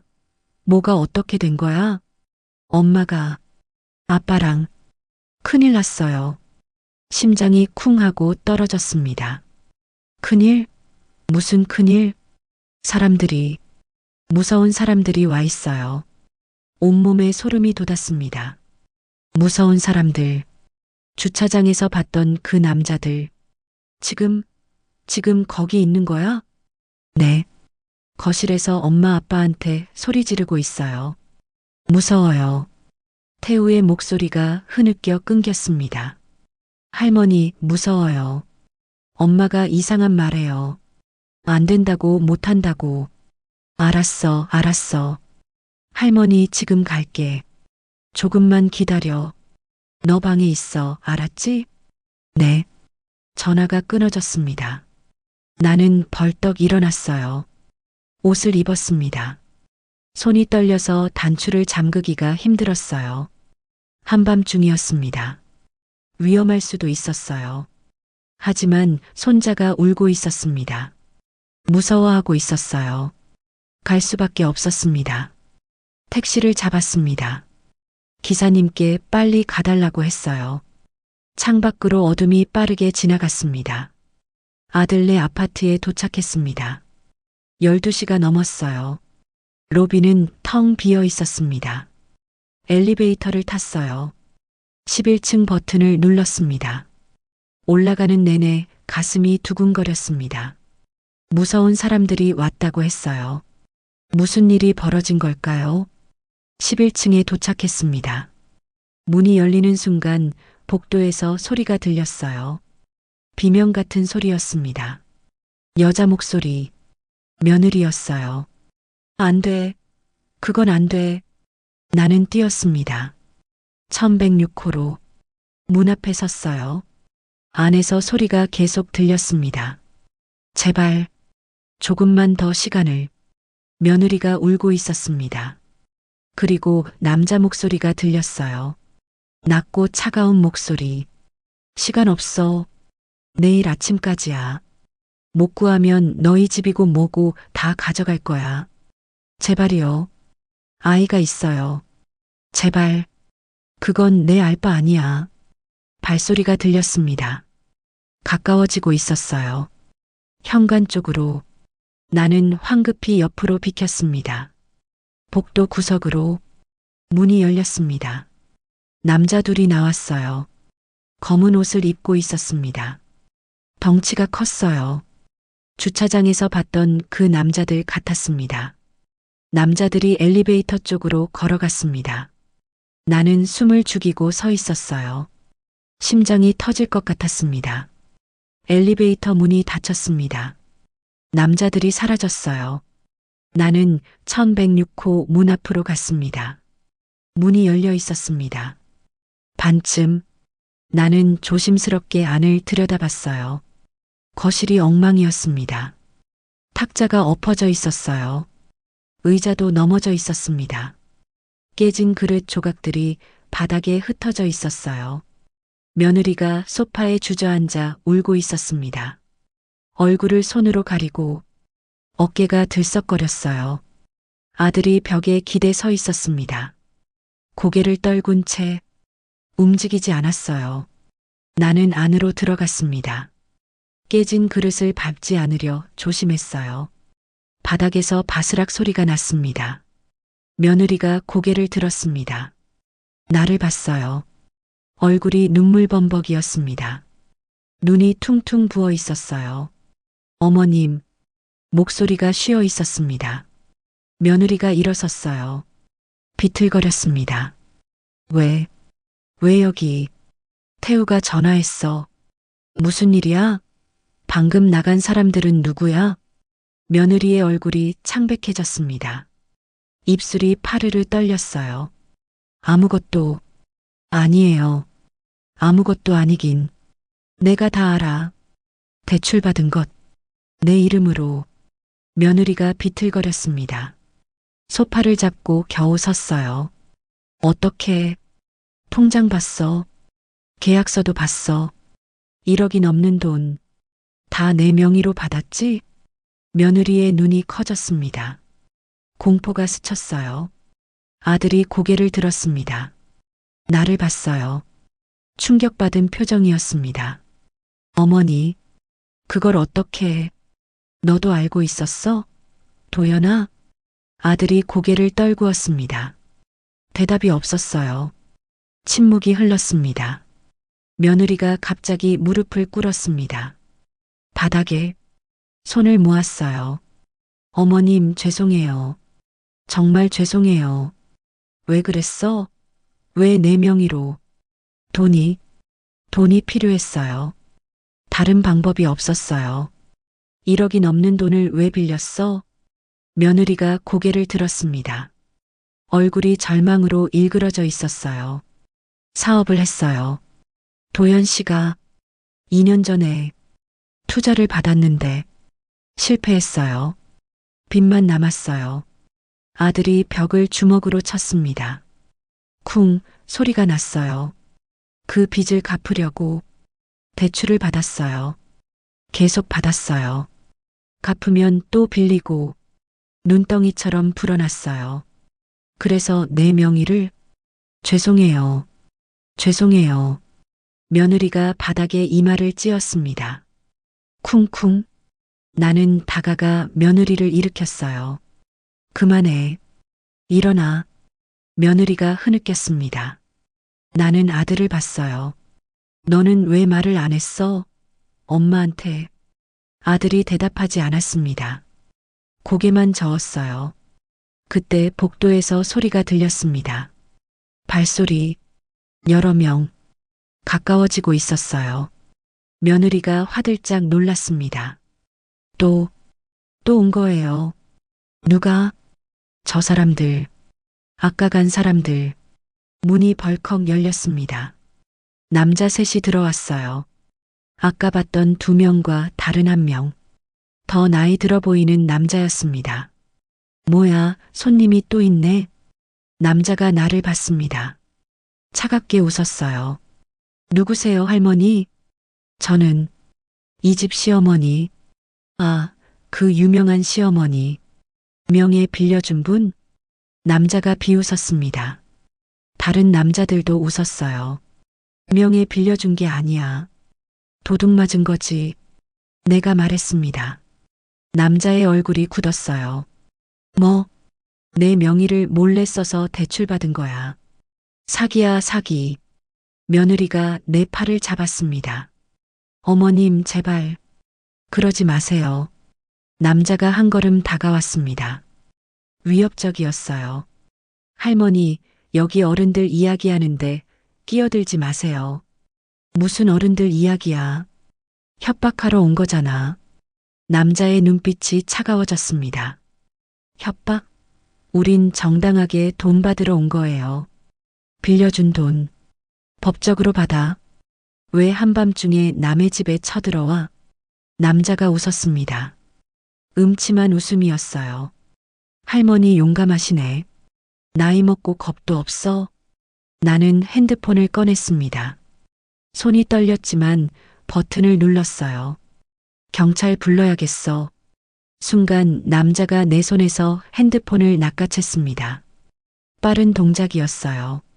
할머니, 쓸데없는 짓 하지 마세요. 핸드폰을 바닥에 던졌습니다. 액정이 깨졌어요. 어머님, 아들이 소리쳤습니다. 남자들 쪽으로 다가갔어요. 하지만 다른 남자가 아들을 밀쳤습니다. 아들이 벽에 부딪혔어요. 가만히 있어. 며느리가 비명을 질렀습니다. 나는 며느리를 내 뒤로 숨겼어요. 심장이 미친 듯이 뛰었습니다. 이 나이에 무섭지 않을 리가 없었습니다. 다리가 떨렸어요. 하지만 물러설 수 없었습니다. 손자가 방에 있었어요. 며느리가 내 뒤에 있었습니다. 당신들 지금 뭐 하는 거야? 할머니가 나서면 더 복잡해져요. 조용히 계세요. 남자가 며느리를 가리켰습니다. 내일 아침 10시까지 5천만 원. 못 구하면 이 집 다 가져갈 거야. 그리고 남자가 멈칫했습니다. 복도 쪽을 봤어요. 나도 돌아봤습니다. 태우가 서 있었습니다. 방문 앞에 파자마 차림으로 얼굴이 새하였어요. 엄마, 며느리가 비명을 질렀습니다. 태우야, 방으로 들어가. 남자가 태우를 봤습니다. 웃었어요. 섬뜩한 웃음이었습니다. 아, 아들이네. 귀엽네. 내 안에서 뭔가가 폭발했습니다. 이성이 날아갔어요. 나는 남자에게 달려들었습니다. 손자한테 손대지 마. 남자가 나를 밀쳤습니다. 나는 뒤로 넘어졌어요. 바닥에 쿵 하고 주저앉았습니다. 엉덩이가 아팠어요. 할머니, 태우가 울부짖었습니다. 아들이 소리쳤어요. 며느리가 비명을 질렀습니다. 나는 일어서려 했습니다. 하지만 일어서지지 않았어요. 다리에 힘이 없었습니다. 남자가 내려다봤습니다. 차갑게 웃으며 할머니, 다음엔 더 조심하세요. 늙은이가 설치면 다쳐요. 그리고 다른 남자들에게 고개를 끄덕였습니다. 남자들이 밖으로 나갔어요. 마지막 남자가 문 앞에서 돌아봤습니다. 내일 10시 잊지 마세요. 문이 쾅 닫혔습니다. 침묵이 흘렀어요. 태우가 울면서 달려왔습니다. 내게 나를 꼭 안았어요. 할머니, 할머니. 나는 손자를 안았습니다. 떨리는 손으로 이 아이를 지켜야 했어요. 무슨 일이 있어도. 남자들이 나간 후 거실은 무거운 침묵에 잠겼습니다. 나는 바닥에 주저앉은 채 태우를 안고 있었어요. 손자의 몸이 파르르 떨렸습니다. 아들이 벽에서 미끄러지듯 주저앉았습니다. 두 손으로 얼굴을 가렸어요. 어깨가 흔들렸습니다. 울고 있는 것 같았어요. 며느리가 소파에 앉아 있었습니다. 멍하니 눈은 허공을 보고 있었어요. 초점이 없었습니다. 나는 천천히 일어섰습니다. 엉덩이가 욱신거렸어요. 넘어졌을 때 부딪힌 곳이 아팠습니다. 하지만 참았어요. 유진아, 며느리를 불렀습니다. 반응이 없었어요. 유진아, 나 좀 봐. 며느리가 천천히 고개를 돌렸습니다. 눈이 풀려 있었어요. 정신이 나간 것 같았습니다. 경찰에 가야 해. 지금 당장. 며느리의 입술이 파르르 떨렸습니다. 안 돼요. 왜 안 돼? 저 사람들이 뭐 하는 사람들이야? 불법 사채업자잖아. 안 돼요. 경찰 가면 더 큰일 나요. 며느리의 목소리가 떨렸습니다. 공포에 질려 있었어요. 더 큰일? 지금보다 더 큰일이 뭐가 있어? 죽일 거예요. 정말로. 저 사람들은 진짜로 그럴 수 있어요. 며느리가 흐느꼈습니다. 나는 며느리 옆에 앉았어요. 손을 잡으려 했습니다. 하지만 며느리가 손을 뿌리쳤어요. 어머님은 몰라요. 어머님은 며느리가 일어섰습니다. 비틀거렸어요. 안방으로 걸어갔습니다. 유진아, 어디가? 대답이 없었습니다. 며느리가 안방으로 들어가 문을 닫았어요. 잠그는 소리가 들렸습니다. 나는 아들을 봤습니다. 여전히 바닥에 앉아 있었어요. 고개를 떨군 채, 도연아, 어머니, 죄송해요. 미안하다고 해결돼. 1억이 넘는 빚을 내 명의로 만들어 놓고 아들이 고개를 들었습니다. 얼굴이 눈물범벅이었어요. 어쩔 수 없었어요. 사업이 망하고 투자자들이 돈 내놓으라고 소송 걸고 매일 전화 오고 그래도 이건 범죄야. 내 명의를 도용한 거야. 알아요. 알아요. 근데 다른 방법이 없었어요. 아들이 다시 고개를 떨궜습니다. 나는 한숨을 쉬었어요. 화가 났지만 동시에 안쓰러웠습니다. 내가 낳은 아들이었어요. 태우가 내 옆에 바짝 붙어 있었습니다. 떨고 있었어요. 나는 손자의 머리를 쓰다듬었습니다. 태우야, 방에 가서 자야겠다. 싫어요. 할머니랑 같이 있을래요. 그래, 그럼 여기 있자. 안방 문이 열렸습니다. 며느리가 나왔어요. 손에 뭔가 들고 있었습니다. 서류 뭉치였어요. 며느리가 탁자 위에 서류를 내려놓았습니다. 그리고 나를 봤어요. 눈빛이 이상했습니다. 너무 밝았어요. 광기 같은 게 느껴졌습니다. 어머님, 이거 좀 봐주세요. 뭔데? 서류요. 그냥 서명만 하나 해주시면 돼요. 가슴이 철렁했습니다. 나는 서류를 봤어요. 대출 신청서였습니다. 또, 이게 뭐야? 대출이요. 3천만 원. 이것만 있으면 저 사람들한테 일부라도 줄 수 있어요. 미쳤어? 또 내 명의로 대출 받으려고? 며느리가 무릎을 꿇었습니다. 나를 올려다봤어요. 제발이요. 어머님, 이것만 마지막이에요. 안 돼. 절대 안 돼. 제발요. 안 그러면 우리 다 죽어요. 며느리가 소리쳤습니다. 히스테리였어요. 태우가 내 뒤로 숨었습니다. 진정해, 유진아. 진정하라고요? 어떻게 진정해요? 내일 아침이면 끝이에요. 돈 못 구하면 우리 다 죽는다고요. 며느리가 일어섰습니다. 나를 붙잡았어요. 팔을 세게 쥐었습니다. 아팠어요. 서명해 주세요. 제발. 그냥 이름만 쓰면 돼요. 나. 며느리의 손을 뿌리쳤습니다. 며느리가 비틀거렸어요. 안 해줄 거예요? 정말로? 며느리의 목소리가 낮아졌습니다. 차갑게 가라앉았어요. 무서웠습니다. 유진아, 정신 차려. 이건 범죄야. 범죄? 그럼 어떻게 하라고요? 가만히 있다가 죽으라고요? 며느리가 갑자기 내 가방을 낚아챘습니다. 소파 위에 놓여있던 가방. 뭐 하는 거야? 도장이요. 어머님 도장. 여기 있죠? 며느리가 가방을 뒤지기 시작했습니다. 나는 달려가 가방을 빼앗으려 했어요. 하지만 며느리가 밀쳤습니다. 나는 다시 뒤로 넘어졌어요. 어머니, 아들이 소리쳤습니다. 일어나 며느리에게 달려갔어요. 당신 지금 뭐 하는 거야? 도장 찾는 거야. 어머님이 서명 안 해주시면 도장이라도. 미쳤어? 정신 차려. 아들이 며느리의 손에서 가방을 빼앗았습니다. 며느리가 비명을 질렀어요.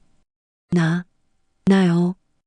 부부가 가방을 놓고 실랑이를 벌였습니다. 나는 바닥에 앉은 채 그 광경을 봤어요. 믿기지 않았습니다. 이게 내 아들네 집이었어요. 며느리가 갑자기 아들을 밀쳤습니다. 아들이 벽에 부딪혔어요. 며느리가 가방을 들고 안방으로 뛰어갔습니다. 유진아. 아들이 쫓아갔습니다. 하지만 며느리가 문을 쾅 닫았어요. 잠그는 소리가 들렸습니다. 문 열어. 유진아. 아들이 문을 두드렸습니다. 대답이 없었어요. 나는 천천히 일어섰습니다. 이제 확실히 알았어요. 여기 더 있으면 안 됐습니다. 며느리가 정신이 나갔어요. 뭘 할지 몰랐습니다. 태우야, 할머니랑 가자. 태우를 데리고 현관으로 갔습니다. 신발을 신으려는데 안방 문이 벌컥 열렸어요. 며느리가 나왔습니다. 손에 내 도장을 들고 있었어요. 찾았어요. 며느리가 웃었습니다. 섬뜩한 웃음이었어요. 이제 괜찮아. 이거 있으면 돼. 그거 내려놔, 유진아. 며느리가 고개를 저었습니다. 나를 보더니 갑자기 달려왔어요. 내 팔을 잡았습니다. 어머님은 여기 계셔야 해요. 뭐? 못 가요. 나가시면 안 돼요. 며느리가 나를 끌고 갔습니다. 힘이 셌어요. 나는 저항했지만 소용없었습니다. 나. 며느리가 나를 작은 방으로 밀어 넣었습니다. 창고로 쓰는 방이었어요. 유진아, 너 지금 뭐 하는 거야? 아들이 소리쳤습니다. 며느리를 잡아당겼어요. 하지만 며느리가 문을 쾅 닫았습니다. 문 열어. 유진아. 밖에서 소리가 들렸습니다. 아들과 며느리가 싸우는 소리, 태우가 우는 소리. 엄마, 할머니 내보내줘. 안 돼. 어머님은 여기 계셔야 해. 경찰한테 가시면 안 돼. 심장이 미친 듯이 뛰었습니다. 갇혔어요. 며느리가 날 가뒀습니다. 방 안은 너무 어두웠습니다. 손을 더듬어 불을 찾았어요. 찾을 수 없었습니다. 창문을 찾았어요. 손에 뭔가 만져졌습니다. 차가운 유리. 창문이었습니다. 작은 창문. 나는 창문을 열려고 했어요. 잠겨 있었습니다. 손잡이를 돌렸어요. 움직이지 않았습니다. 밖에서 소리가 계속 들렸습니다. 울부짖는 소리들. 나는 창문을 세게 흔들었어요. 움직이지 않았습니다. 그때 생각이 났습니다. 깨면 돼. 창문을 깨면 돼. 주위를 더듬었습니다. 뭔가 단단한 게 손에 잡혔어요. 의자였습니다. 작은 의자. 나는 의자를 들어 올렸습니다. 무거웠어요. 팔이 떨렸습니다. 하지만 할 수 있었어요. 해야만 했습니다. 창문을 향해 의자를 휘둘렀습니다. 콰당. 유리가 깨지는 소리가 크게 울렸어요. 유리 조각들이 쏟아졌습니다. 밖에서 소리가 멈췄습니다. 며느리가 소리쳤어요. 어머님, 뭐 하세요? 발소리가 들렸습니다. 문 쪽으로 달려오는 소리. 나는 서둘러 창문 틀에 남은 유리를 쳐냈어요. 손이 베었습니다. 따가웠어요. 하지만 신경 쓸 겨를이 없었습니다. 창문 밖을 내다봤습니다. 11층이었어요. 아래는 깜깜했습니다. 하지만 창문 바로 아래 좁은 난간이 보였어요. 에어컨 실외기가 놓인 곳이었습니다. 문이 벌컥 열렸습니다. 며느리가 들어왔어요. 나를 봤습니다. 어머님. 나는 창문으로 올라갔습니다. 창틀에 손을 짚고 다리를 밖으로 내밀었어요. 어머님, 안 돼요. 위험해요. 며느리가 달려왔습니다. 내 팔을 잡으려 했어요. 나는 몸을 밖으로 내밀었습니다. 발이 허공에 떴습니다. 무서웠어요. 아래가 까마득했습니다. 하지만 멈출 수 없었어요. 발끝이 난간에 닿았습니다. 좁은 난간. 신발도 제대로 신지 못했어요. 미끄러웠습니다. 어머님, 며느리가 창문으로 손을 뻗었습니다. 나는 재빨리 옆으로 비켰어요. 난간을 따라 옆으로 이동했습니다. 발이 미끄러졌어요. 균형을 잃을 뻔했습니다. 벽을 짚고 간신히 버텼어요. 옆집 창문이 보였습니다. 1107호. 불이 꺼져 있었어요. 나는 난간을 따라 조금씩 옆으로 갔습니다. 바람이 불었어요. 몸이 흔들렸습니다. 어머님, 돌아오세요. 며느리의 목소리가 들렸습니다. 돌아보지 않았어요.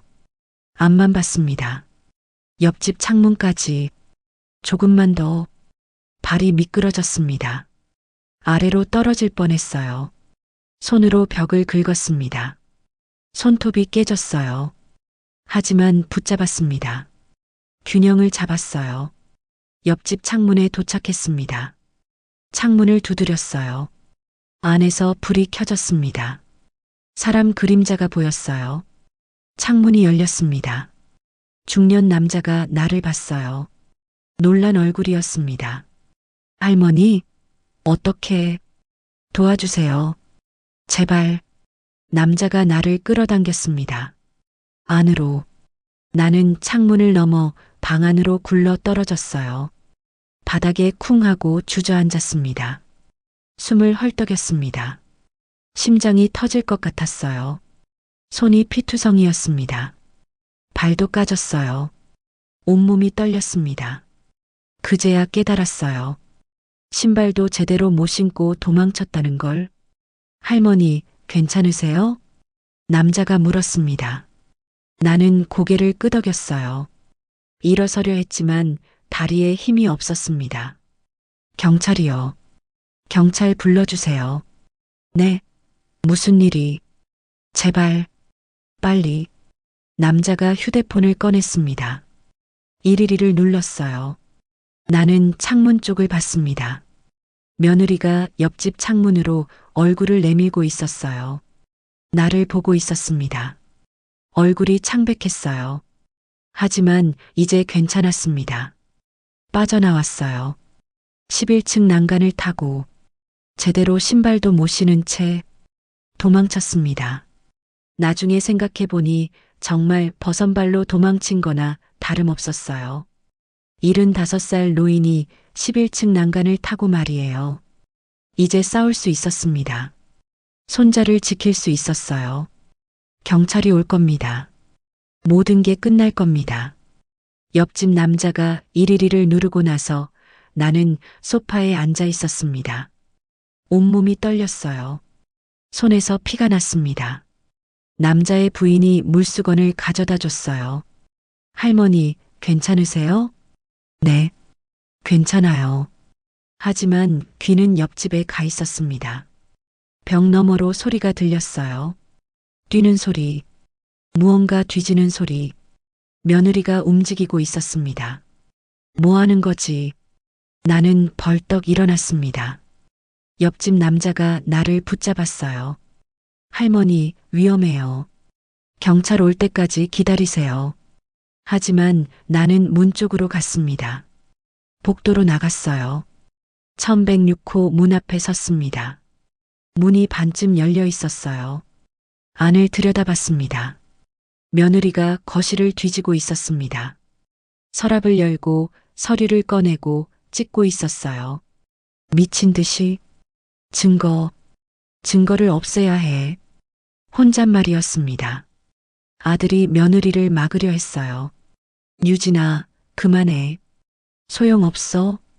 닥쳐. 없애면 돼. 증거만 없으면 돼. 며느리가 서류 뭉치를 들고 주방으로 뛰어갔습니다. 가스레인지에 불을 켰어요. 서류를 태우려는 거였습니다. 안 돼. 내가 소리쳤습니다. 며느리가 돌아봤어요.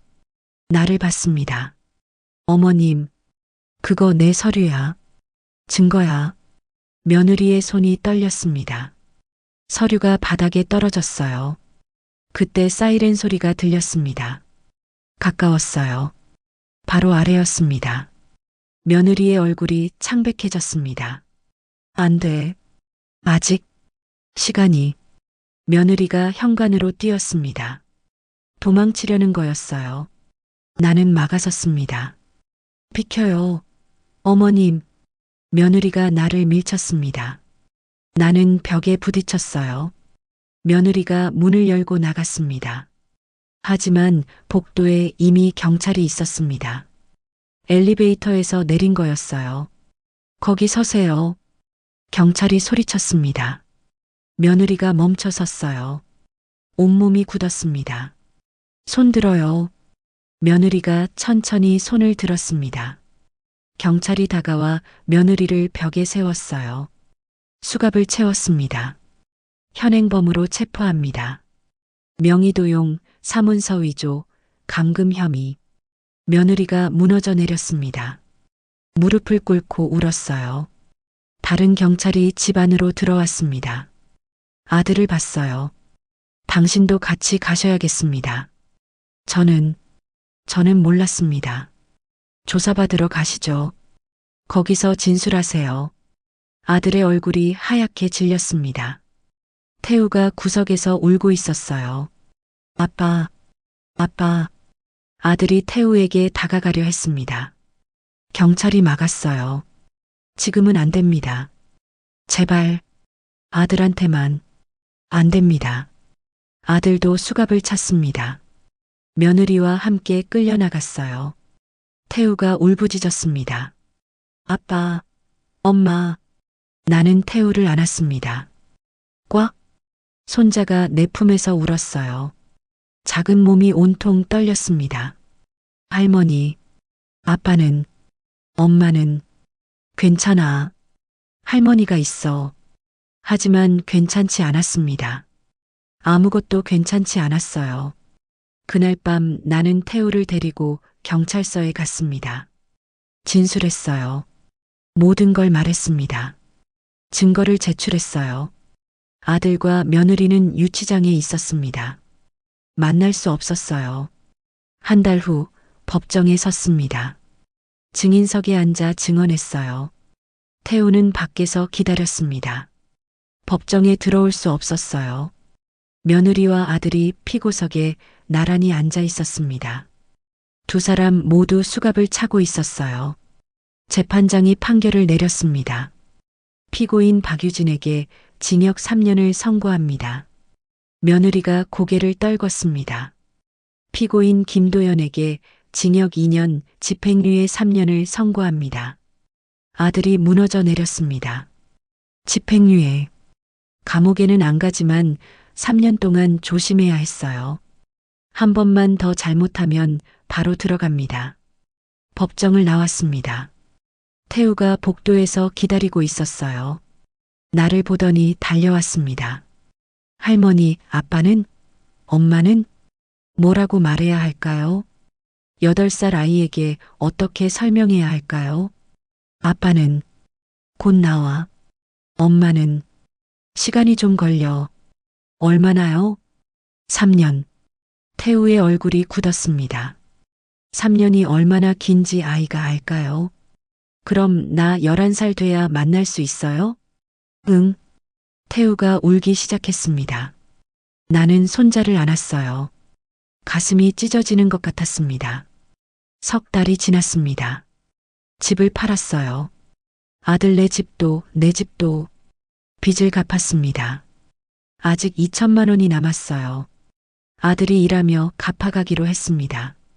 아들은 집행유예 상태였습니다. 직장을 구했어요. 건설 현장이었습니다. 힘들었지만 참았어요. 선택권이 없었습니다. 나는 작은 투룸으로 이사했습니다. 아들과 태우와 함께. 좁았지만 어쩔 수 없었어요. 태우는 학교에서 힘들어했습니다. 아이들이 물었대요. 엄마는 어디 갔냐고. 태우는 대답하지 못했다고 했어요. 어느 날 태우가 학교에서 싸웠습니다. 다른 아이가 내 엄마 감옥 갔다며라고 놀렸대요. 태우가 그 아이를 때렸다고 했습니다. 담임 선생님이 전화했어요. 나는 학교에 갔습니다. 태우가 상담실에 앉아 있었어요. 고개를 떨군 채 태우야. 태우가 나를 봤습니다. 눈이 빨갛게 부어 있었어요. 할머니, 미안해요. 괜찮아. 내 잘못이 아니야. 근데 엄마 정말 감옥에 있잖아요.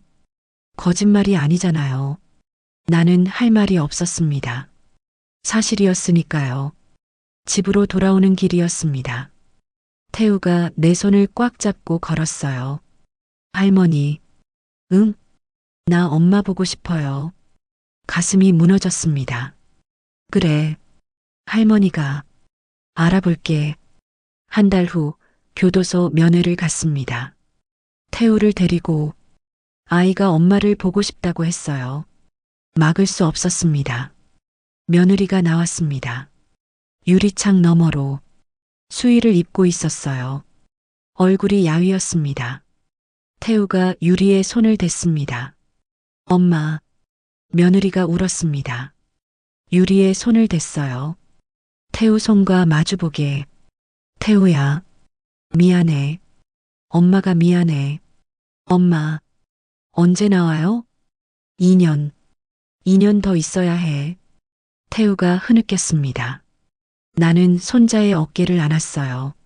며느리가 나를 봤습니다. 어머님, 죄송해요. 정말. 나는 고개를 끄덕였습니다. 뭐라 말해야 할지 몰랐어요. 돌아오는 길이었습니다. 태우가 말이 없었어요. 그냥 창밖만 봤습니다. 태우야, 괜찮아?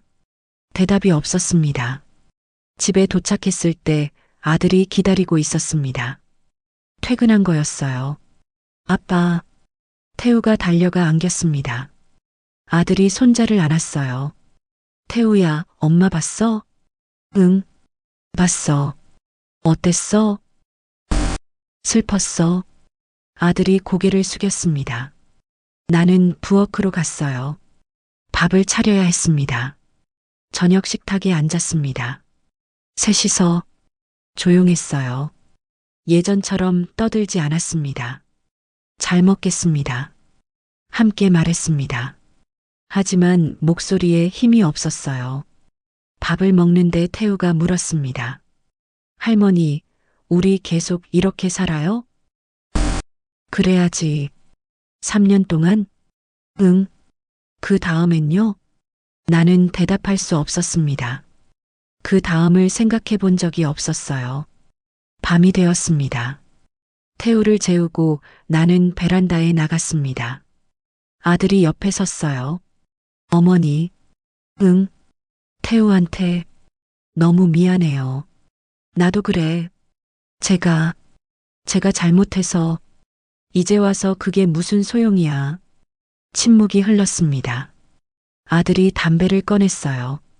피우려다 다시 넣었습니다. 어머니, 전 어떻게 살아야 해요? 모르겠어. 나도. 태우는요? 지켜야지. 어떻게든. 아들이 고개를 끄덕였습니다. 하지만 확신이 없어 보였어요. 나는 방으로 들어갔습니다. 태우가 자고 있었어요. 작은 얼굴, 평화로워 보였습니다. 하지만 나는 알고 있었어요. 이 아이가 얼마나 힘들어하는지, 학교에서 친구들 사이에서 얼마나 상처받고 있는지. 손자의 이마에 손을 댔습니다. 따뜻했어요. 미안해, 태우야. 할머니가 지켜주지 못해서. 눈물이 났습니다. 참으려 했지만 참을 수 없었어요. 이 아이를 보면 너무 미안했습니다. 부모를 둘 다 빼앗긴 아이. 할머니 손에서 자라야 하는 아이. 내가 더 일찍 알았다면, 더 빨리 움직였다면 이 아이를 지킬 수 있었을까요? 아니, 소용없는 생각이었습니다. 이미 벌어진 일이었어요. 창밖으로 달이 보였습니다. 차가운 달빛이 방 안을 비쳤어요. 나는 다짐했습니다. 이제라도 지켜야지. 이 아이를. 무슨 일이 있어도. 손자의 손을 잡았습니다. 작고 따뜻한 손. 할머니가 지켜줄게. 꼭 하지만 그 약속이 얼마나 무거운지 알고 있었습니다. 75살 노인이 8살 아이를 키운다는 것 쉽지 않을 거예요. 그래도 해야 했습니다. 다른 선택은 없었어요. 태우가 잠꼬대를 했습니다. 엄마, 엄마. 가슴이 무너졌습니다. 나는 손자를 꼭 안았어요. 이 아이의 상처가 아물 수 있을까요? 언젠가는 모르겠습니다. 하지만 그럴 수 있도록 해야 했어요. 할머니가 밤은 깊어갔습니다. 길고 무거운 밤이었습니다. 오늘의 이야기를 들으면서 어떤 감정이 들었나요? 아니면 어떤 생각을 하셨나요? 댓글로 여러분의 마음을 나눠주세요. 지금까지 사연 한 조각이었습니다. 시청해주셔서 감사합니다. 오늘 하루도 행복한 하루 되세요.